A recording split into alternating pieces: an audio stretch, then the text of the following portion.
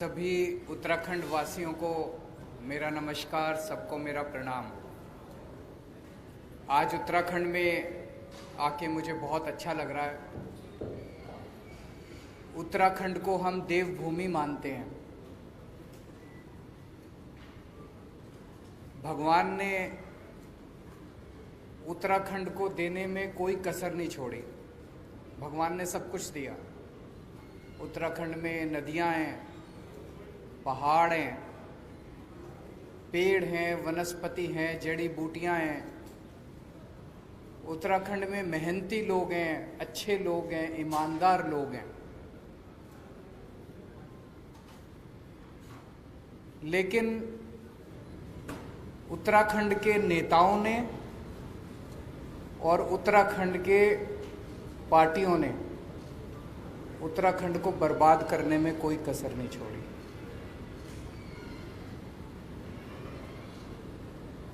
आज उत्तराखंड के अंदर दो पार्टियां हैं। तो जैसे चक्की होती है, चक्की के दो पार्ट होते हैं। उन चक्की के दो पार्टों के अंदर दाने पिसते हैं। ऐसे इन दो पार्टियों के बीच में उत्तराखंड और उत्तराखंड की जनता पिस रही है पिछले 20 साल से। इन दोनों पार्टियों ने बड़ी अच्छी सेटिंग कर रखी है, बड़ी अच्छी सहमति बना रखी है आपस में, और बड़े तरीके से है, सिस्टमैटिक। आप 2000 से उठा के देख लो, एक बार तुम, एक बार हम, एक बार तुम, एक बार हम, एक बार तुम लूटो, एक बार हम लूटेंगे, एक बार तुम लूटो, एक बार हम लूटेंगे। अभी हम देख रहे हैं कि सत्ताधारी पार्टी के पास सीएम ही नहीं है। एक बनता है, फिर सत्ताधारी पार्टी को लगता है नहीं ये भी निकम्मा, फिर दूसरे को बनाते हैं, फिर कहते हैं नहीं ये भी मेरे ख्याल से 70 साल के भारत के इतिहास में ये पहली बार हो रहा होगा कि कोई अपनी पार्टी खुद ही कहती है कि हमारा सीएम बेकार है। वैसे तो अपोजिशन वाले कहते हैं भाई ये पार्टी खराब है, ये सीएम खराब है। ये तो खुद ही कह रहे हैं कि हमारा सीएम खराब है, इसको बदल रहे हैं। अब फिर दूसरे को भी कहते हैं ये भी खराब है, इसको भी बदल रहे हैं। तो वहां पे सीएम की लड़ाई चल रही है, उनके पास सीएम नहीं है। फिर विपक्ष है, विपक्ष के पास नेता नहीं है। वहां पे विपक्ष का नेता चुनने के लिए पिछले महीने भर से दिल्ली के अंदर दिल्ली के चक्कर काटे जा रहे हैं। उत्तराखंड की जनता के विकास के बारे में कौन सोचेगा? क्या इन दोनों पार्टियों में से किसी भी पार्टी को उत्तराखंड की जनता की चिंता है? उत्तराखंड की जनता के बारे में कौन सोचेगा? उत्तराखंड के विकास के बारे में कौन सोचेगा? इन दोनों पार्टियों को कोई परवाह नहीं है। दोनों पार्टियां केवल सत्ता की लड़ाई लड़ रही हैं, कुर्सी की लड़ाई लड़ रही हैं। आज इतनी महंगाई हो गई है, एक आम आदमी को अपना परिवार चलाना मुश्किल होता जा रहा है। हर चीज महंगी होती जा रही है। जैसा भी कर्नल साहब ने कहा, किसी भी परिवार में चले जाओ, सबसे ज्यादा दुखी कौन है? खासकर महिलाएं हैं। क्यों? आदमी कमाता है, कमा के महीने के अंत में अपने घर में अपनी धर्मपत्नी को, मां को, बहन को लाके पैसे उसके हाथ में रख देता है। फिर पूरा महीने का खर्चा तो बेचारी महिला को चलाना पड़ता है। आमदनी बढ़ नहीं रही, खर्चे बढ़ते जा रहे हैं, महंगाई बढ़ती जा रही है। मेरा यह कहना है कि उत्तराखंड जो कि बिजली बनाता है, जो कि दूसरे राज्यों को बिजली देता है, दूसरे राज्यों को बिजली बेचता है, उत्तराखंड के अपने वासियों को बिजली इतनी महंगी क्यों मिलती है? क्या कभी किसी भी सरकार ने उत्तराखंड वासियों को फ्री में बिजली या सस्ती बिजली देने के बारे में सोचा? नहीं सोचा। उनके पास टाइम ही नहीं है। वो तो अपनी सत्ता की लड़ाई में लगे हुए हैं। जब टेहरी बांध बनाया गया था, टेहरी बांध बनाने के लिए जिन लोगों की जमीनें ली गई थी, जिन लोगों के रिसोर्सेज लिए गए थे, उनको वादा किया गया था कि तुम लोगों को कम से कम फ्री में बिजली दी जाएगी। किया गया था कि नहीं किया गया? क्या उनको फ्री में आज तक बिजली मिली? उनको भी बिजली नहीं दी। जो उनको वादा था, उनको भी बिजली फ्री में नहीं दी। कुछ दिन पहले, अभी 4-5 दिन पहले मैंने टीवी में सुना कि उत्तराखंड के बिजली मंत्री ने ऐलान किया कि हम 100 यूनिट बिजली फ्री देंगे और 100 से 200 यूनिट बिजली हाफ रेट देंगे। मुझे बहुत अच्छा लगा कि उत्तराखंड के लोगों को कुछ तो फायदा होगा। लेकिन मैं सोच रहा था कि चुनाव के 6 महीने पहले ये वादा कर रहे हैं, ये अपने वादे पे टिकेंगे नहीं टिकेंगे। इनके एक बहुत बड़े नेता ने एक बारी कमेंट किया था, जब उनसे पूछा गया जी आपने कहा था 15-15 लाख रुपए देंगे, बोले ये तो चुनावी जुमला होता है। तो जब उन्होंने ऐलान किया कि 100 यूनिट बिजली फ्री देंगे, तो मेरे मन में एक शंका थी, एक खुशी भी थी, एक शंका भी थी कि पता नहीं ये पूरी करेंगे नहीं करेंगे।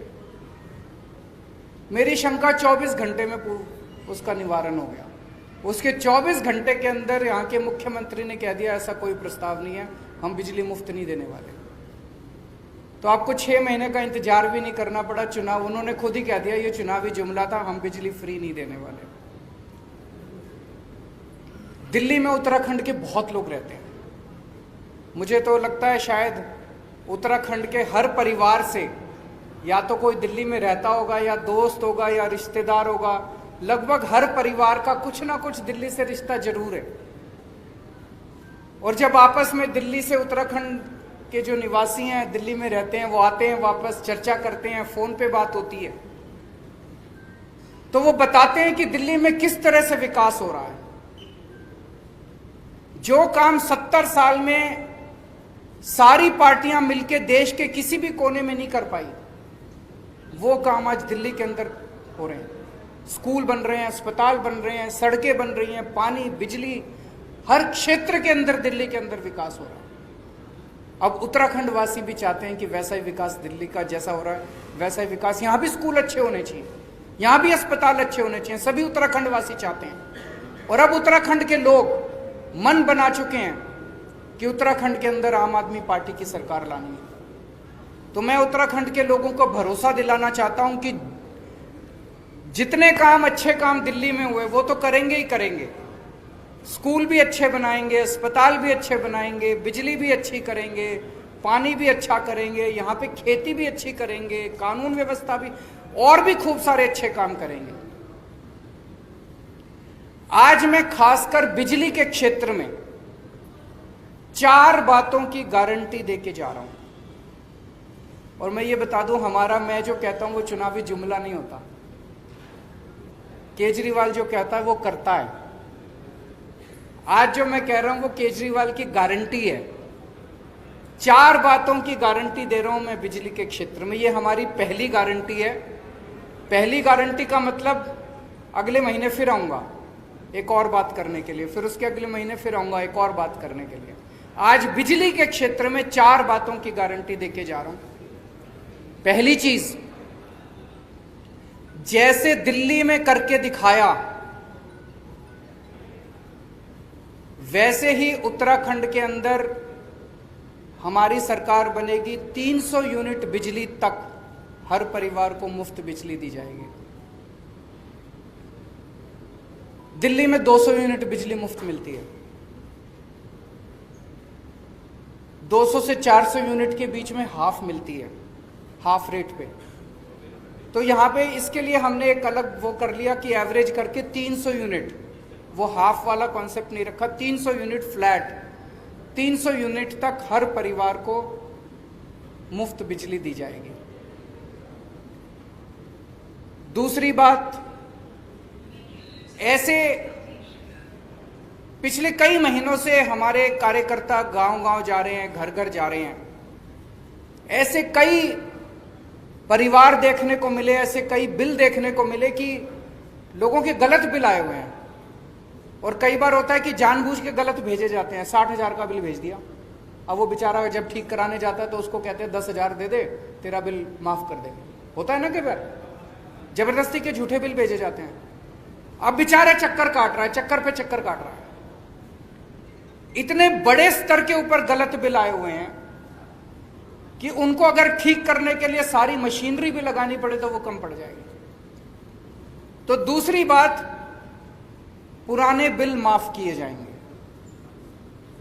पुराने बिल नहीं देने पड़ेंगे, एक नए सिरे से शुरुआत की जाएगी। तीसरी चीज, कोई पावर कट नहीं लगेगा। दिल्ली में करके दिखाया हमने।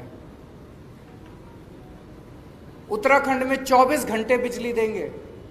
फ्री बिजली का यह मतलब नहीं है कि बिजली कम देंगे, पूरी बिजली देंगे, 24 घंटे बिजली देंगे, मुफ्त बिजली देंगे।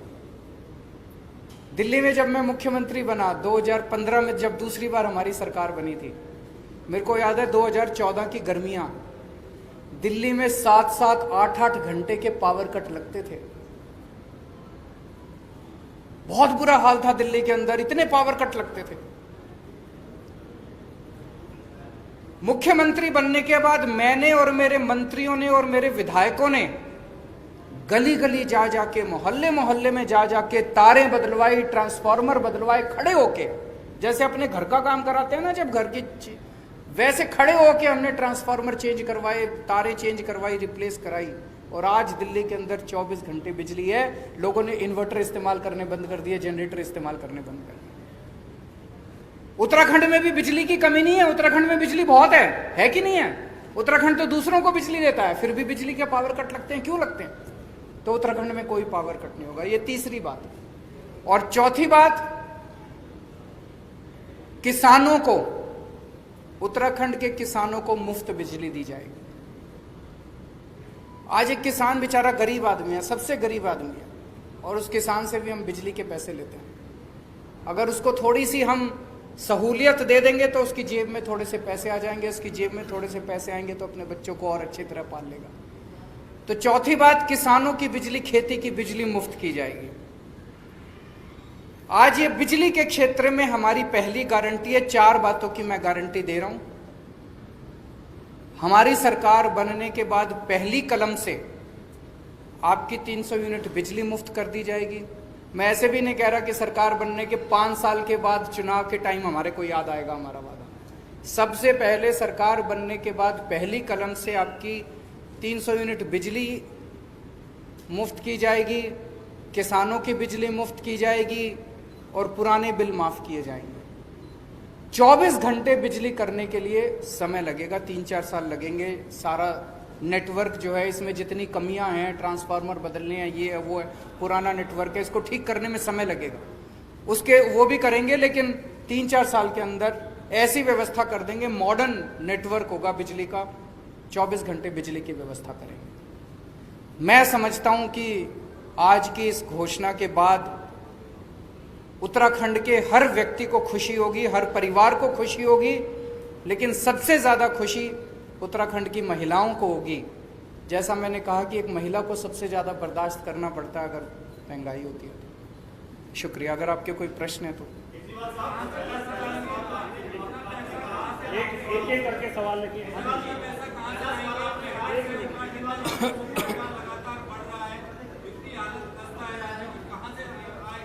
वो भाई साहब ने बड़ा अच्छा प्रश्न पूछा। 1 मिनट में प्रश्न रिपीट कर देता हूं।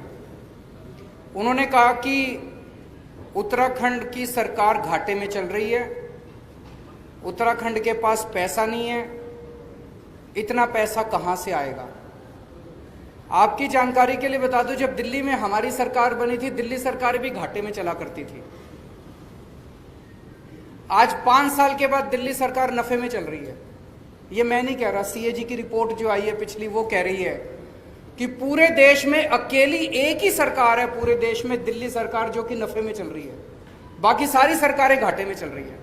नंबर 1। नंबर 2, आज ये जो ऐलान किए गए हैं, हम सारी कैलकुलेशन करके आए हैं, सारी प्लानिंग करके आए हैं, हवा में नहीं कर रहे। 1200 करोड़ रुपए का खर्चा आएगा टोटल। उत्तराखंड का बजट 50,000 करोड़ है। 50,000 करोड़ में से 1200 करोड़ रुपए निकालना कोई मुश्किल बात नहीं है। दिल्ली का बजट 60,000 करोड़ है। 60,000 करोड़ में हमारी दिल्ली में बजट बिजली की सब्सिडी 2200 करोड़ रुपए आती है। अगर हम 60,000 करोड़ में से 2200 करोड़ निकाल लेते हैं दिल्ली में, तो उत्तराखंड में से 50,000 करोड़ में से 1000 करोड़ तो निकाल ही लेंगे। एक बात। दूसरी बात, आज आपके सामने गवर्नेंस के 2 मॉडल हैं। आपको तय करना है कि आप कौन सा मॉडल चाहते हैं। एक मॉडल है इन दोनों पार्टियों का। इस मॉडल में सरकारें घाटे में चलती हैं, जम के भ्रष्टाचार होता है, स्कूल बर्बाद हैं, अस्पताल बर्बाद हैं, बिजली महंगी है और पावर कट लगते हैं। दूसरा मॉडल है नफे में बजट है, शानदार स्कूल बन रहे हैं, शानदार अस्पताल बन रहे हैं, बिजली मुफ्त है और 24 घंटे बिजली है। आप तय कर लो आपको कौन सा मॉडल चाहिए। अगर हम बिजली मुफ्त कर रहे हैं, आज मैं आपको वादा करके जा रहा हूं अगले 5 साल के अंदर किसी भी चीज के ऊपर टैक्स नहीं बढ़ाया जाएगा। आपसे एक्स्ट्रा टैक्स नहीं लेंगे, हम एक्स्ट्रा लोन नहीं लेंगे। कहां से लाएंगे पैसा? चोरी रोकेंगे, भ्रष्टाचार रोकेंगे, भ्रष्टाचार रोक के अगर पैसा बचाएंगे और आपकी जेब में डालेंगे तो आप तो खुशी हो गए।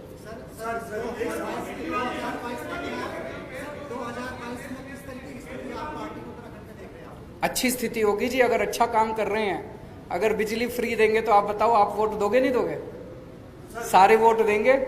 जिस जिसको अच्छे स्कूल चाहिए, जिस जिसको अच्छे अस्पताल चाहिए, जिस जिसको 24 घंटे बिजली चाहिए, जिस जिसको फ्री बिजली चाहिए, सब देंगे वोट। एक मिनट, वो काफी देर से बोल रहे हैं। एक उनको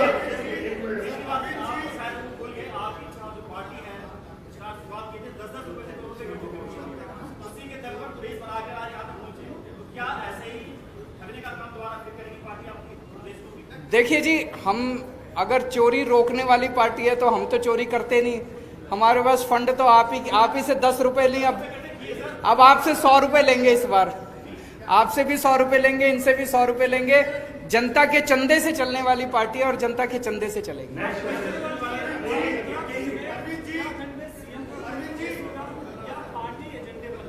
सीएम का फेस होगा। बहुत जल्दी मैं उत्तराखंड आऊंगा और आपके सामने सीएम का चेहरा अनाउंस करके जाऊंगा। एक मिनट, ये काफी देर से बेचारे। मेरा सवाल एजुकेशन पे लेके है, जहां उत्तराखंडी देहरादून वासी बेपना उत्पीड़न हो रहा है, अत्याचार हो रहा है फीस को लेके। स्कूलों की दशा बहुत खराब है, जहां एनुअल फीस और स्कूल फीस बाउंसिंग होने के बाद बच्चों को स्कूल से क्लास से उठा के ऑफिस में जमा कर दिया जाता है और उसके पेरेंट्स को बुलाया जाता है। इस शिक्षा के विभाग को लेकर आप क्या सोचते हैं? मैं आपसे 100% सहमत हूं जी। एक आज दो, इसमें थोड़ा सा मेरे को वक्त देना। ये मेरे बड़ा प्रिय मेरे विषय है, मेरे दिल के बहुत क्लोज विषय है। केवल मेरे नहीं, मुझे लगता है आम आदमी पार्टी के हर व्यक्ति के क्लोज विषय, शिक्षा का विषय। आज हमारे देश में 2 तरह की शिक्षा व्यवस्था है, एक पैसे वालों के लिए और एक गरीब के लिए। गरीब अपने बच्चों को सरकारी स्कूल में भेजने के लिए मजबूर है। मैं इसलिए मजबूर कह रहा हूं कि वो भेजना नहीं चाहता, क्योंकि सरकारी स्कूलों की हालत बहुत खराब है कि नहीं है? जिसकी जेब में थोड़ा सा पैसा आ जाए वो एक वक्त की रोटी काट के अपने बच्चे को प्राइवेट स्कूल में भेजना चाहता है। और प्राइवेट स्कूलों में, सारे स्कूल खराब नहीं है, लेकिन प्राइवेट स्कूलों में कईयों ने गुंडागर्दी मचा रखी है। अनाप शनाप पैसे लेते हैं, library charge, development charge, picnic charge, फलाना चार्ज, ढिमका चार्ज, इतने चार्ज लगा रखे हैं, आदमी बेचारा पिस जाता है। दिल्ली में हमने 2 काम करे। एक तो सरकारी स्कूल इतने शानदार कर दिए कि अब बड़े बड़े अच्छे मिडिल क्लास के लोग भी अपने बच्चों को प्राइवेट से निकाल के सरकारी में भर्ती करा रहे हैं। भारत में 75 साल आजादी के हो गए, कभी ऐसा नहीं हुआ कि किसी प्रदेश के अंदर सरकारी स्कूल इतने शानदार हुए हों। मैं आप सारे मीडिया वालों को आमंत्रित करता हूं, आइए मेरे स्कूल देखिए दिल्ली के अंदर, आइए हमारे स्कूल देखिए। हाथ कंगन को आरसी क्या, मैं अगर झूठ बोलूं तो आप आके देखो, अपने दोस्तों को फोन करके पूछो। और दूसरी चीज, 5 साल से दिल्ली के अंदर प्राइवेट स्कूलों को फीस नहीं बढ़ाने दी। जिस स्कूल ने फीस बढ़ाने की हिम्मत की, उस स्कूल को फीस केवल कम नहीं कराई, बच्चों के पैसे वापस कराए हैं। ढेरों स्कूल ऐसे हैं जहां पे बच्चों के अकाउंट में, पेरेंट्स के अकाउंट में पैसे वापस गए हैं। यहाँ तो बंद स्कूल में फीस ली जा रही है। तो इसीलिए आम आदमी पार्टी की सरकार बनवाई, आपके पैसे वापस कराएंगे हम।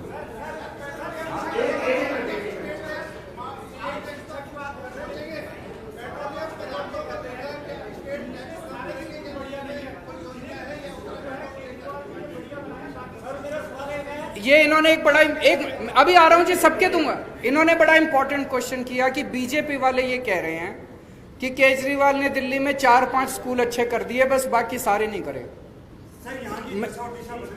मैं आपसे सबसे आपको आमंत्रित करता हूं, आप दिल्ली के किसी सरकारी स्कूल में चले जाओ दिल्ली सरकार के, और आप वहां पे फोटो खींच के मेरे को भेज देना, अच्छा लगे या बुरा लगे। किसी भी सरकारी स्कूल में जाके आप देख लेना। एक मिनट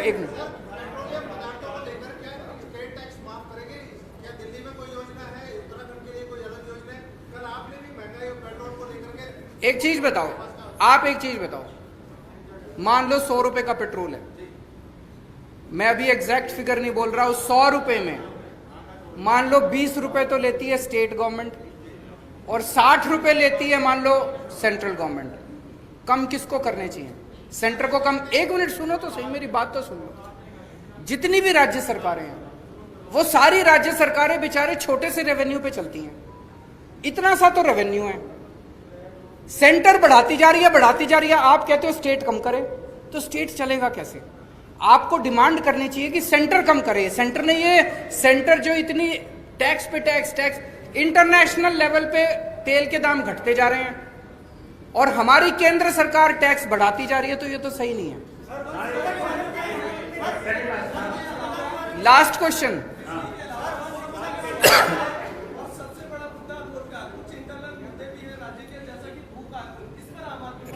रोजगार के ऊपर आपने सही कहा। हमारी पार्टी के अंदर आजकल कर्नल साहब जो हैं युवाओं के बीच में घूम रहे हैं, युवाओं के बीच में बातचीत कर रहे हैं।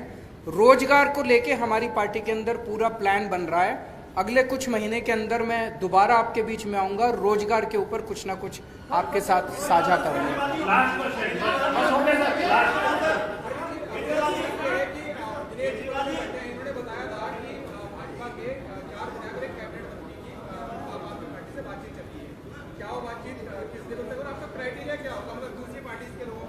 देखिए, मैं आज हम सभी जितने भी देशभक्त लोग हैं, जितने भी उत्तराखंड को प्यार करने वाले लोग हैं, जो लोग भी उत्तराखंड का विकास चाहते हैं, ऐसे लोग जो दूसरी पार्टियों में अपने आप को कुंठित महसूस कर रहे हैं, सफोकेटेड महसूस कर रहे हैं, ईमानदार लोग हैं, उन सबको मैं आमंत्रित कर रहा हूं कि अभी तक आपकी मजबूरी थी कि आप दूसरी पार्टियों में थे, अब एक अच्छी पार्टी आ गई है, उत्तराखंड की राजनीति करवट ले रही है, उत्तराखंड की राजनीति बदलने वाली है, उत्तराखंड की दिशा और दशा बदलने वाली है। आप सब लोग आइए और आम आदमी पार्टी ज्वाइन कीजिए।